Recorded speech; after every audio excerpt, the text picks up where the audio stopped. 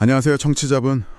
오늘은 삶의 진정한 변화, 그 뿌리가 과연 어디에 있을까? 이 질문에 답을 줄 만한 자료들을 좀 가지고 왔습니다. 에스겔서의 한 부분을 중심으로요.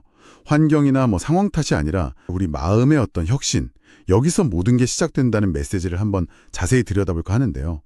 자료는요, 바벨론 포로 시절 있잖아요. 그 절망적인 상황이에요. 네, 그때 이스라엘 백성한테 하나님이 약속을 하셨는데 바로 새 마음과 새 영을 주시겠다. 여기에 초점을 맞추고 있어요. 이 두 가지가 그럼 구체적으로 뭐를 의미하는지, 또 어떻게 우리 삶의 근본적인 변화를 이끌어내는지 같이 한번 탐구해 보겠습니다. 바로 시작하죠. 자, 자료가 던지는 핵심 주장은 이거예요. 진짜 변화는 바깥이 아니라 안, 그러니까 마음의 변화에서 출발한다. 이거죠. 그 에스겔 시대를 생각해 보면 나라 잃었죠. 성전 파괴됐죠. 정말 말 그대로 최악의 상황입니다. 상식적으로는 군사적 지원이라든지 정치적 독립 같은 그런 외부적인 해결책을 막 바랐을 텐데요. 근데 놀랍게도 하나님이 딱 내놓으신 첫 카드가 뭐냐면 새 마음을 주겠다는 아주 지극히 내면적인 약속이었다는 거예요. 사회 전체가 무너진 그 상황에서 해결책이 개인의 어떤 심장, 그 영적인 상태에 맞춰졌다는 점, 사실 이게 정말 파격적이지 않나요? 그렇죠. 네. 정말 파격적이죠. 이런 관점, 그러니까 근본적인 변화는 내면에서 시작된다는 생각은요, 우리 역사 속에서도 좀 찾아볼 수 있어요. 자료에서도 나왔지만, 일제강점기 독립운동을 보면요, 단순히 정치적 해방만을 넘어서는 그런 움직임이 있었거든요. 도산 안창호 선생 같은 분들이나 기독교 계열 민족학교들이 강조했던 게 바로 정신의 독립, 또 민족의 내적 자존감 회복 이런 거였어요. 이게 왜 중요하냐면요. 외부 환경을 바꾸려는 시도 이전에 먼저 우리 안의 생각과 정신이 바로 서야 한다. 바로 이 에스겔의 메시지랑 정확히 같은 맥락이기 때문입니다. 그 3.1운동 같은 거독적인 움직임도 사실 이런 정신적 각성이 있었기에 가능했다고 볼 수 있는 거겠죠. 아, 그렇군요. 역사적인 사례랑 연결되니까 더 와닿네요. 그럼 하나님이 약속하신 그 새 마음은 구체적으로 어떤 상태를 말하는 걸까요? 자료는 먼저 굳은 마음부터 설명을 시작하는데요. 히브리어로 레브 하 에벤, 이걸 직역하면 돌의 마음이에요. 말 그대로 돌멩이처럼요. 하나님의 말씀이나 은혜가 전혀 스며들지 못하는 그런 단단한 상태를 가리켜요. 반복된 상처나 굳어진 고집, 아니면 세속적인 가치관에 막 물들어서 딱딱해진 그런 마음이죠. 그러다 보면 예배는 막 형식만 남고 죄에는 점점 둔감해지는 모습으로 나타나기도 하고요. 근데 있잖아요. 여기서 정말 놀라운 건 하나님이 이 돌 같은 마음을 고치거나 수리하시는 게 아니에요. 아예 제거해버리시겠다 이렇게 선언하신다는 점입니다.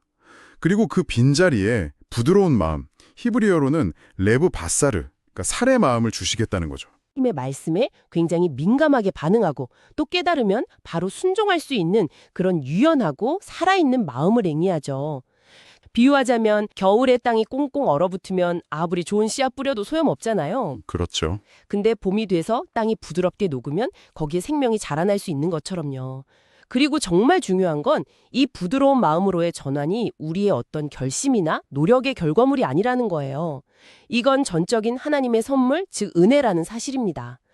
아, 그렇군요. 마음의 변화와 함께 약속된 게 바로 새 영인데요. 이건 그냥 일시적인 감동이나 새로운 의욕과는 좀 차원이 다른 거라고요. 네, 맞습니다. 여기서 말하는 새 영은 단순히 그런 게 아니라 하나님의 영, 즉 성령께서 우리 안에 직접 들어와서 거하신다, 사신다는 걸 의미해요. 이걸 좀 더 넓게 보면요. 인간은 어쨌든 영적인 존재라서 늘 어떤 영의 영향을 받으면서 살아가거든요. 세상의 가치관이나 어떤 흐름, 그걸 세상의 영이라고 할 수 있겠죠? 거기에 이끌릴 수도 있고 아니면 하나님의 영의 인도를 받을 수도 있는 거죠. 비유를 들자면 겉으로 보기에 빈 컵도 사실은 공기로 가득 차 있잖아요. 네네. 그것처럼 우리 마음도 그냥 비어있는 상태가 아니라 뭔가로 채워지게 마련이라는 거예요. 세상의 영이든 하나님의 영이든. 그런데 하나님은 그 공간을 당신의 영으로 채우길 원하신다는 겁니다. 뭐랄까, 자동차가 연료 없이 못 움직이고 스마트폰이 배터리 없으면 그냥 벽돌이잖아요. 그렇죠. 그런 것처럼 성령은 우리가 하나님의 뜻대로 살아갈 수 있는 실제적인 힘과 능력을 공급해 주시는 분이라는 거죠. 그렇군요. 예전에 그 이스라엘 백성들이 실패했던 이유가 율법, 그러니까 하나님의 말씀 자체가 없어서가 아니라 그 말씀을 지킬 내적인 힘, 능력이 없었기 때문이라는 분석과도 딱 연결되는 지점이네요. 정확합니다. 사실 오늘날 우리가 신앙생활하면서 겪는 많은 어려움이나 어떤 실패감 같은 것도 어쩌면 성령의 능력을 의지하기보다는 여전히 내 힘, 내 의지나 노력만으로 어떻게든 하나님을 기쁘시게 해보려고 애쓰기 때문일 수 있다. 이런 통찰을 자료가 주는 거죠. 그럼 이 모든 것, 그러니까 새 마음과 새 영을 주시는 궁극적인 목적은 뭘까요? 자료는 분명히 얘기합니다. 그냥 좋은 감정 느끼거나 신비한 영적 체험에 머무는 게 아니고요. 실제 삶에서 하나님의 법도, 다시 말해 그분의 뜻과 말씀을 지켜 행하게 만들기 위함이라는 거예요. 마지못해 하는 순종이 아니라 이 새 마음과 새 영이 주는 기쁨과 자발성으로 하나님의 뜻을 따르게 되는 것. 이게 핵심이라는 거죠. 맞아요.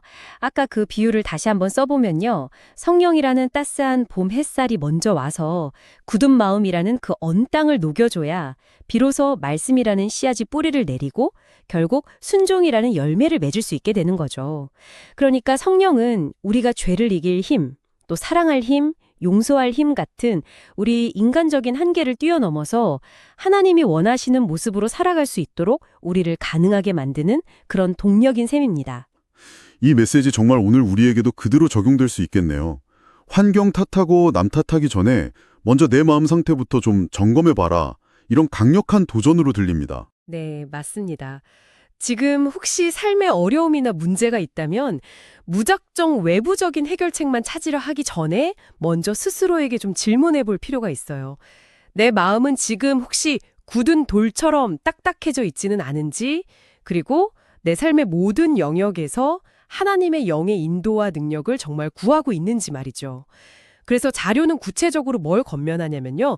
매일 새 마음과 성령 충만을 구하는 기도를 드리고 또 성령님과 친밀하게 교제하려는 의식적인 노력을 하고 아주 작은 말씀이라도 한번 순종해 보려는 그런 실천을 해보라고 합니다.